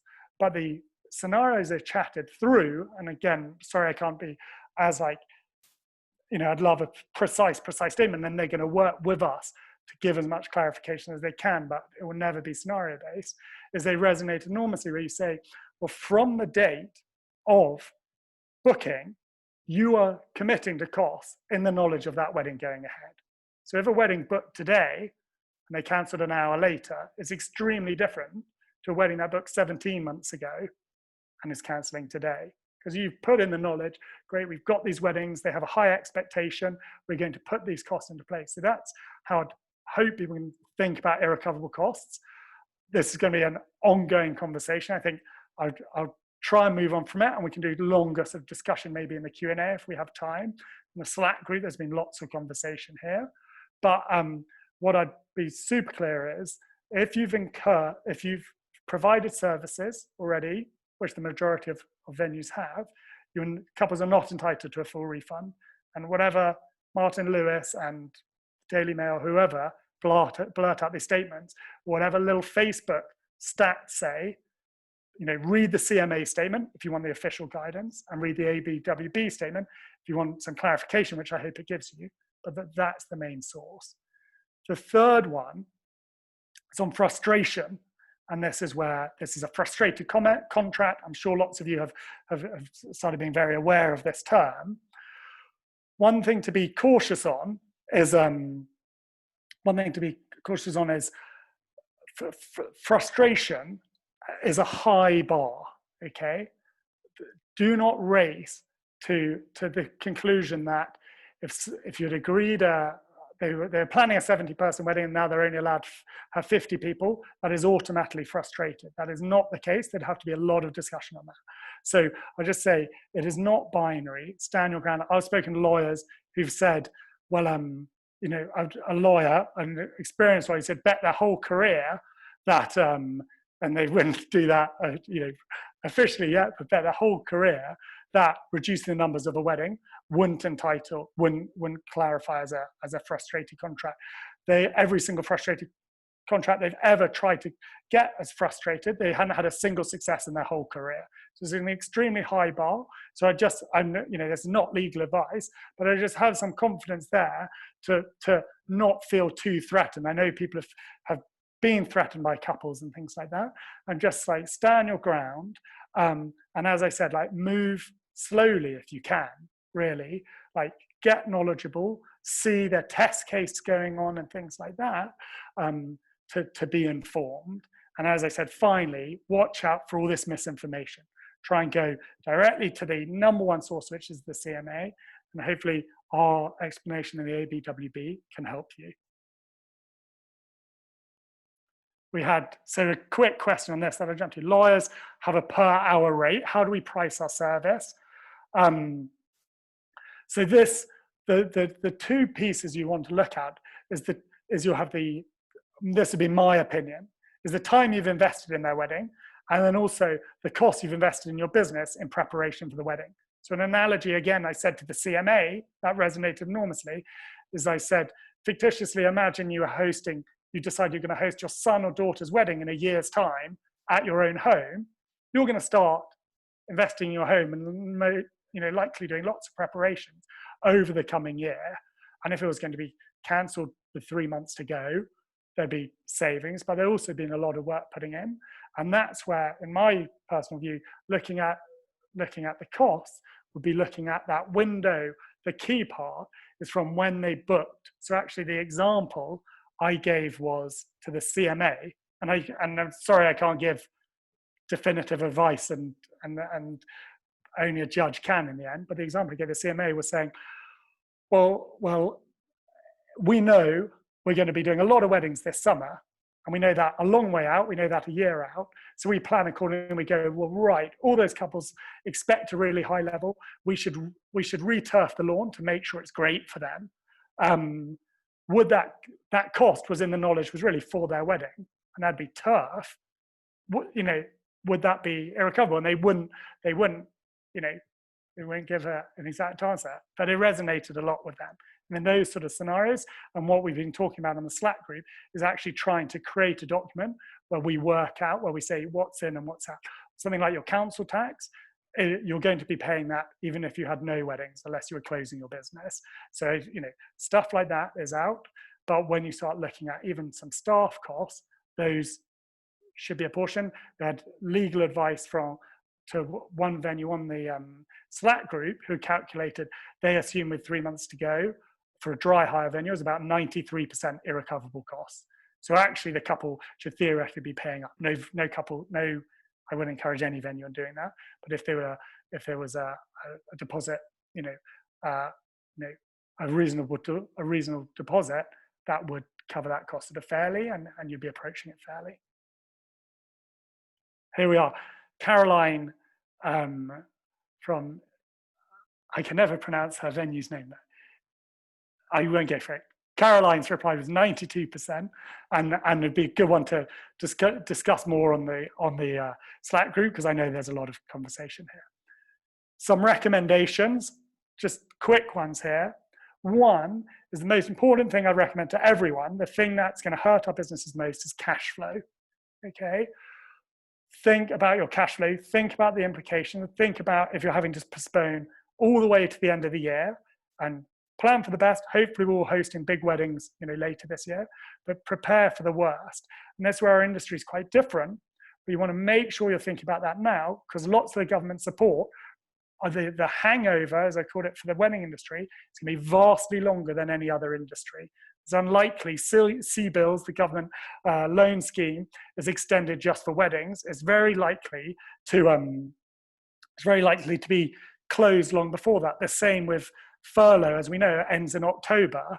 If we're postponing all our weddings this whole year, make sure you figure that out now and started to plan ahead. I highly encourage that. We spent a huge amount of time at Hedsor working this out to make sure, even if that happened, we're still okay. And if we're not, we're going to get some financing now.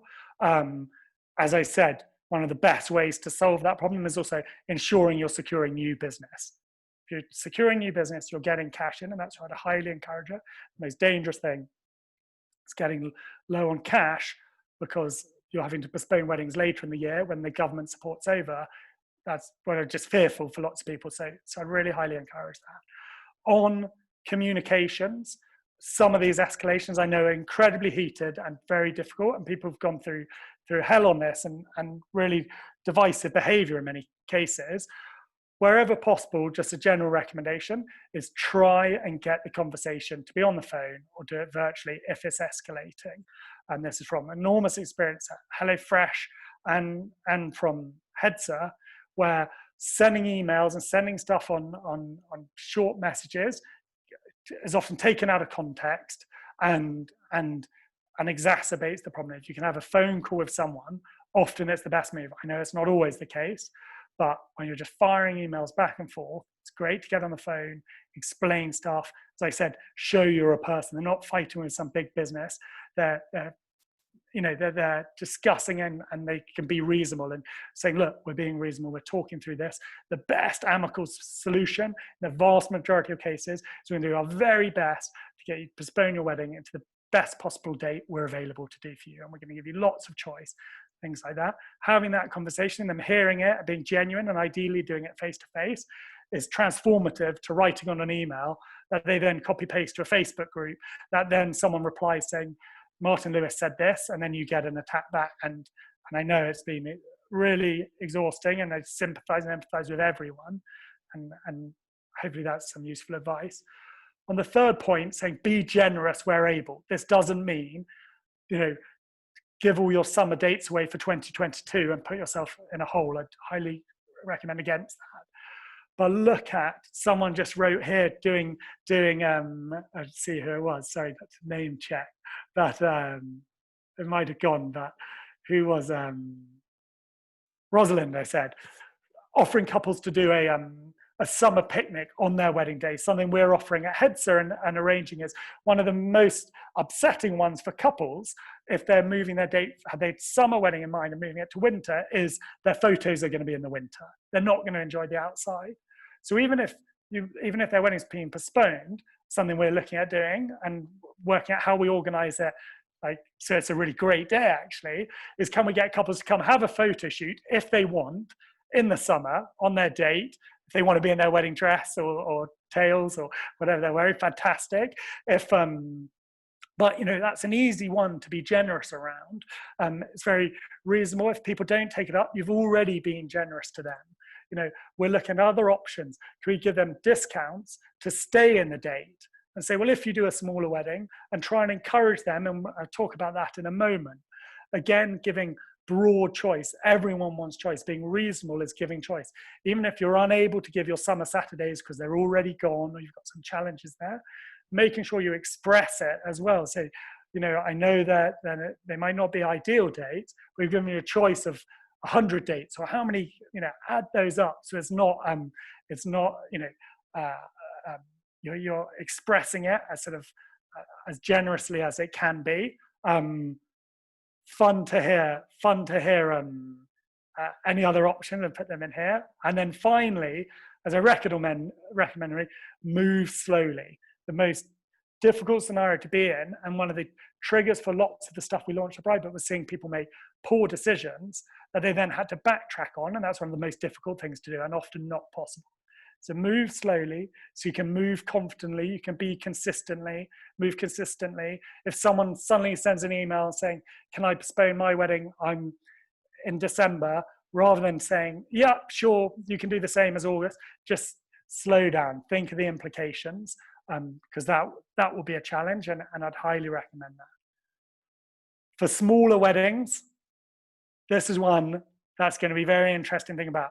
This is an artist's impression of a smaller outdoor wedding at Hedsor this summer that a couple are looking at hosting with bell tents for each couple. But one to look at is to talk positively about smaller weddings. We're talking to couples saying, why don't you do a smaller wedding, and then we'll give you a credit to do a larger wedding, a larger celebration if you want to do it next year. Does that work for your venue? Do you have the ability to do that? What possibilities are there? We've been chatting through on the Slack group. We're doing a huge amount of work with the government through ABWB on weddings are a unique on the list for the government. Weddings are like the most societally important event, maybe after funerals for society. They're crucial. The most key sort of cultural event for most societies is weddings. They should have a much higher priority than pubs or restaurants. How can the government let this happen? Could you do 30 people for the ceremony and then 30 people and then swap over and another 30 people?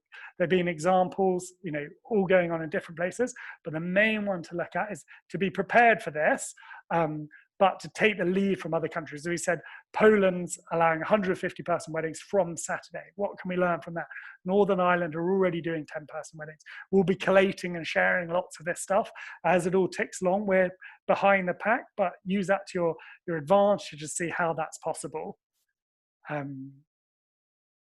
I've just been nominated for a knighthood, distracted, but anyway, Caroline, very flattering, but definitely, anyway, very kind. And then, so our four actions are ignore the press. If I was going to sound like Donald Trump, a lot of it is fake news. Go to the source. Do not get bombarded by different copy paste from this person's cousin's friend said this, and it being like screenshotted to you. Slow it down, refer them to the ABWB, know that yourself, refer them to the official statement from the CMA. Highly encourage you to join our Slack community, as I've already said. we want to help people constantly. Consider how you can be generous. Is it a photo shoot? Is it flowers? Is it discounts to stay on their date? Is it something that's special at your venue just to keep people happy? Should we be sending out a pot of Hedsor honey to everyone? Is it just sending them the virtual tour we said of walking around the gardens? You know, be generous, be amicable, make sure when those weddings happen, they're going to be happier, and if not more happy than they were planned. And then start thinking about smaller wedding plans. Positively approach couples with this. Work out how with your wedding, could you have a permanent marquee put outside, so to allow bigger outdoor cases, and really think through that. And now finally, I know I'm aware of the time, so I've been talking so much. I hope some people are, not everyone's fallen asleep, but we're still going, thank you.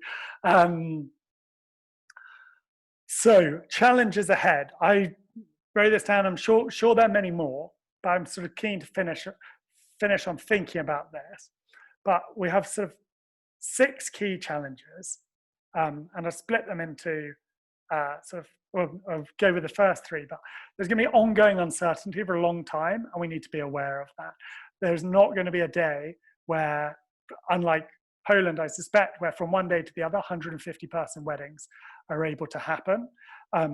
So that is going to be, just an ongoing difficulty of our industry, and planning for that, having regular dialogue with your couples, moving slowly but keeping them in the loop, keeping it amicable, is going to be absolutely crucial.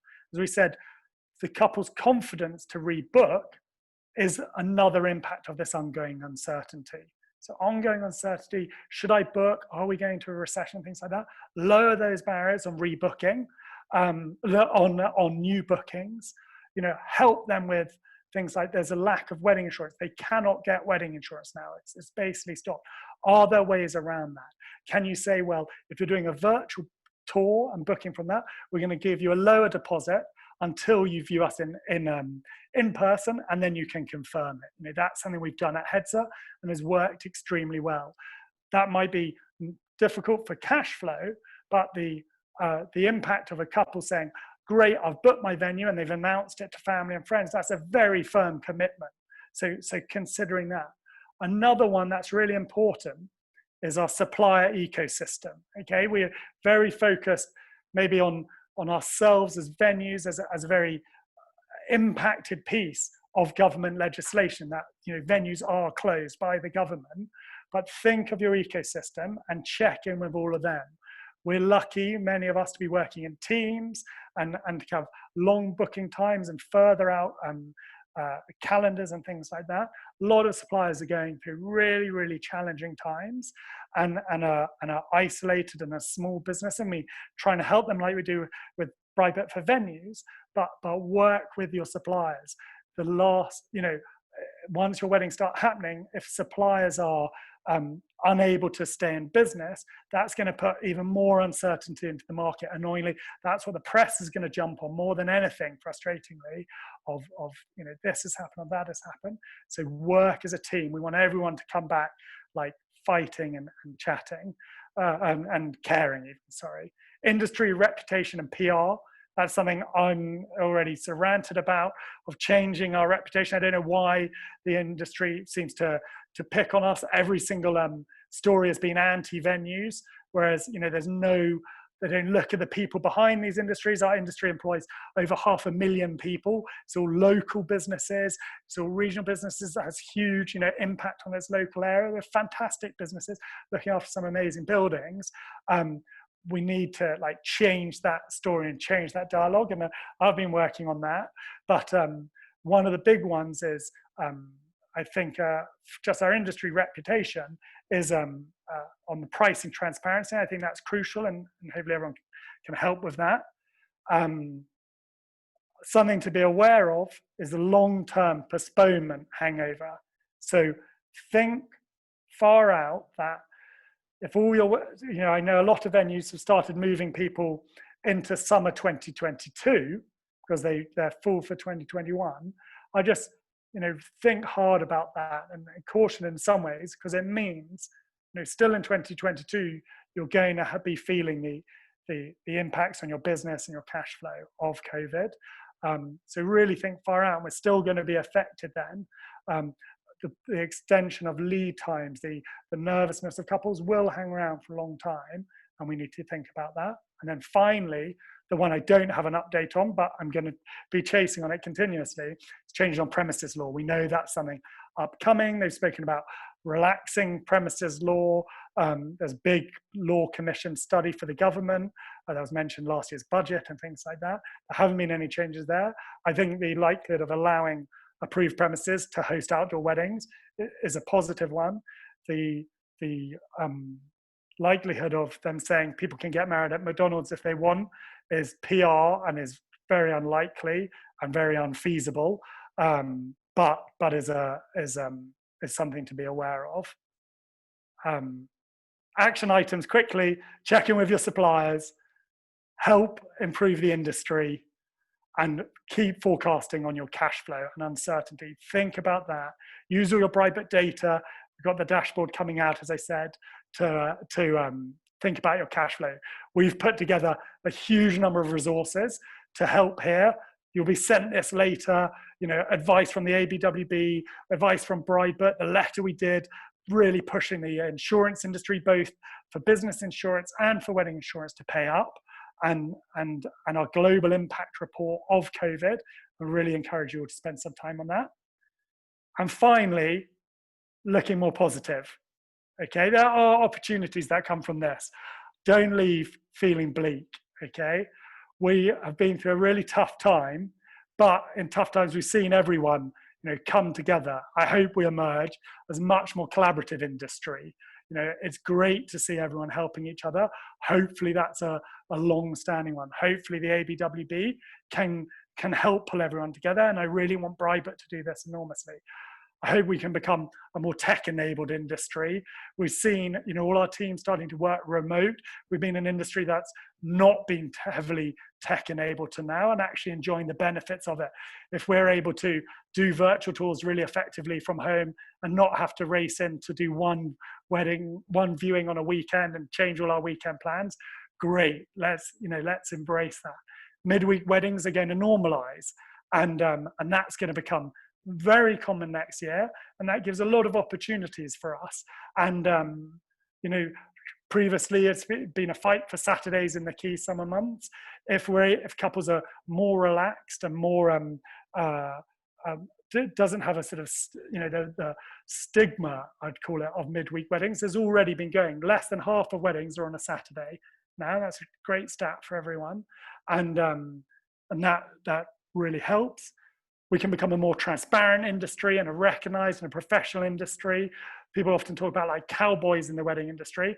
That we need to get rid of that, and very keen to do anything I can to help that.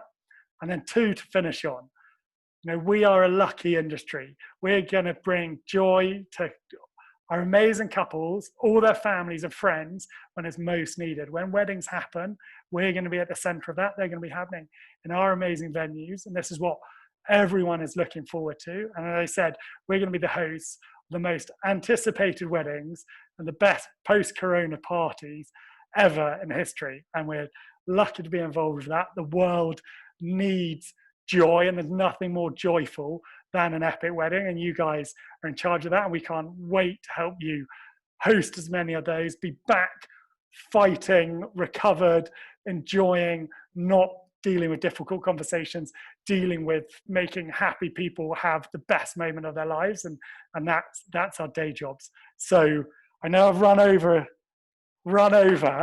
but it's lovely talking to you. I hope some of you have made it the whole way through.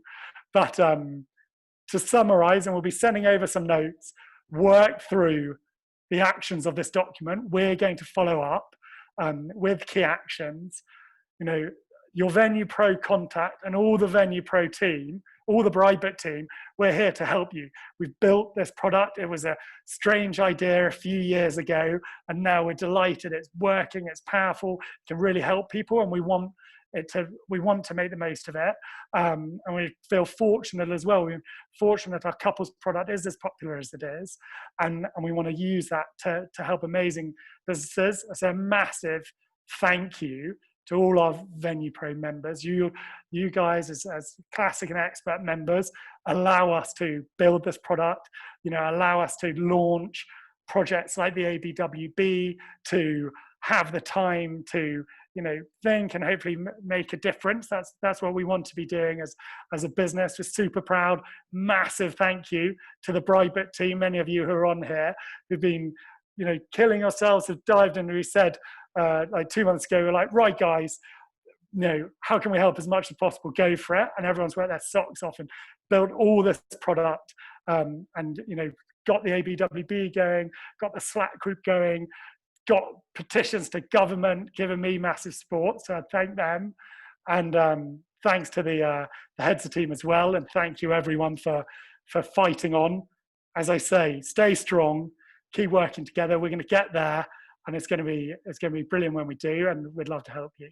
So thank you. Any questions, go for it. Any feedback, as I said, negative feedback, more encouraged than positive feedback, but send it all over. Masterclass, I'm going to be reading it all. The team are going to be acting on it. We're going to do another masterclass in July. We'll be doing another industry update. We'll see what will have changed there. One of the big things we're going to look at is post-COVID contracts. Everyone's going to be updating their contracts. The main thing I'd say is move slowly. Again, if you churn out a new contract and you have to change it a week later, it's just going to be a mess and a nightmare. Move slowly on that. And then again, thing of pricing optimization, which we see is a huge opportunity for many venues, and we'd love to help you with that. So that's everything. We got 10 minutes for questions. We survived, and my voice hasn't gone completely. If you ping a question, maybe it's nice to hear someone else's voice. If you have a question, one of the team, if you quickly unmute that person, happy to take any questions at all. Let me see I think I had a screenshot of the questions as well. Oh, can't see the questions at the moment. One sec. Or I'll cover a couple. I'll try and do really fast Q&A of this quickly. So these were some of the submitted questions. Just going to do one-line answers. They probably all need thousands of hours of discussion. Okay, one of the things I thought was great that I covered the possibility of obtaining temporary permission for outside ceremonies. I think it's a good possibility, but needs to make more noise about it. And I think we can do that through the ABWB. How far in advance is it reasonable for couples to expect a free postponement? My view on that, and this is again opinion, would be maximum a year out from today's date, and seeing if that's possible. So one of the things to think about also is less than a quarter of weddings are booked with less than a year's notice, and it's 5% of weddings are booked with less than 6 months notice. So these shorter lead time bookings, if it's a year away, you actually have a small chance of reselling it. So don't be too nervous about giving those away. As soon as you're moving into like your September next year, my view would be those are the months you should be selling over the coming weeks and months really heavily and protecting those, because that's going to get you your cash to get through the storm and be ready to be like, right, 2021, is a flat year. Hopefully it can be a profitable year, but if next year's filled with postponements and a lot of other venues are trying to get into the market because all their incentive travel's gone, I'd encourage that. I think that would be a very difficult place as a business.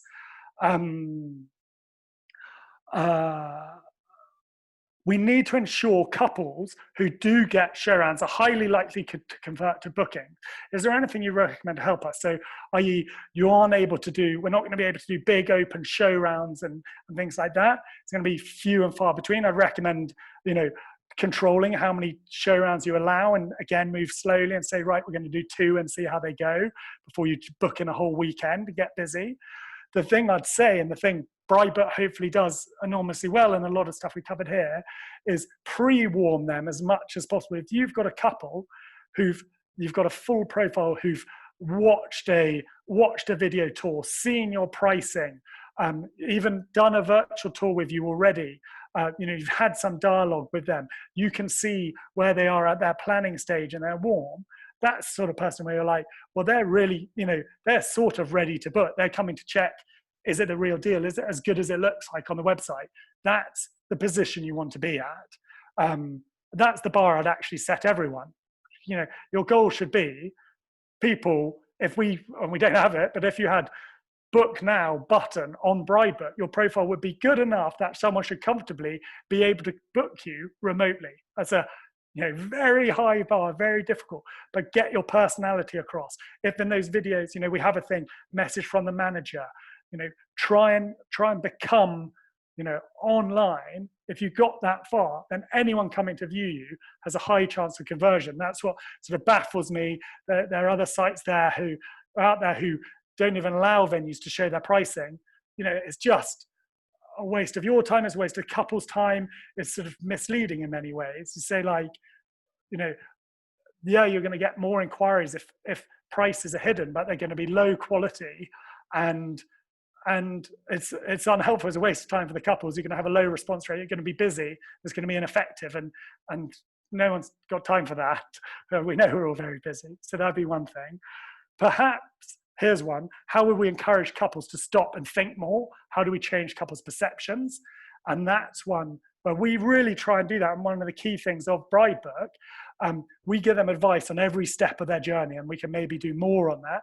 We have a Facebook group with 7,000 postponed couples at the moment, and we educate on that, and that informs us as well on where's the sort of story going. We obviously keep the groups very separate because sort of church and state, or whatever we want to imagine, it's very, have a responsibility to sort of respecting both sides.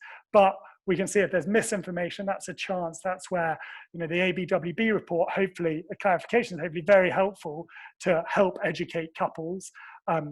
We've been doing a lot of that. We've written extensive advice to our couples. Every Saturday we send an email to the 245,000 Bridebook couples, giving them advice. And we do that every single week, and it's an extensive email. So, we'll always try and align that. How to make midweek weddings, how to make new couples be flexible with midweek weddings in 2021. A key thing I'd focus on that is especially talking about the normalization of midweek. Everyone assumes everyone gets married on a Saturday. Well, that was true long before COVID. It's 48%, I think. The most recent Bridebook report of Saturdays happen on a Saturday. Then it's Fridays, then it's Sundays, then it's Thursdays. But talk through, get them comfortable. We can run, if it's useful, and always send requests, we can run some data on what 2021's looking like for midweek weddings. And also everyone's going to get very used to them over the next 6 months. So I think talk about it with confidence. Say, you can try and find something relevant. My brother, Mark, got married at Hedsor, and he got married on a Monday, and that we're able to say that on show rounds. One of the partners got married on a Monday, suddenly normalizes it and try and undermine that stigma. I think we can all do that as an industry, and we need to do that for the next year a lot.